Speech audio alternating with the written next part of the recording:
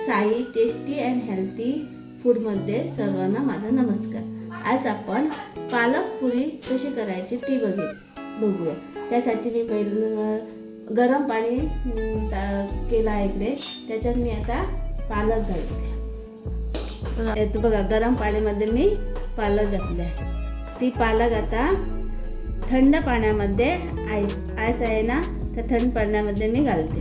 ते आता पालक मी थंड पाण्यामध्ये घालते।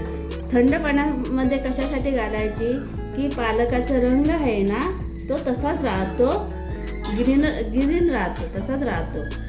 ही आता पालक मी एक सुरी घेतली आहे, त्याच्यासाठी मी 2 मिरच्या घेतल्या। तुम्हाला किती तिखट पाहिजे ते तुम्ही जास्त उन्ह केलं तर चालेल।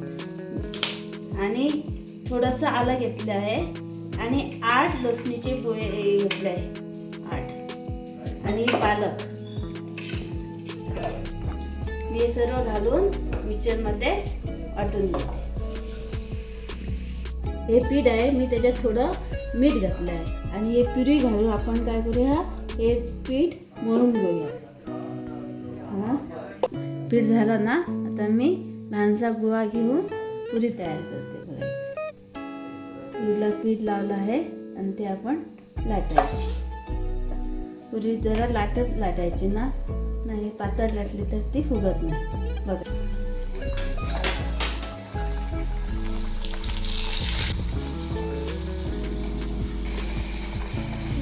आता ही पुरी तुम्ही दहीमध्ये नाहीतर सॉसमध्ये खाऊ शकता। सर्वांना माझी विनंती आहे की माझं चॅनल आहे ना तर सबस्क्राईब करायचा, लाईक करायचा आणि शेअर करायचा। धन्यवाद।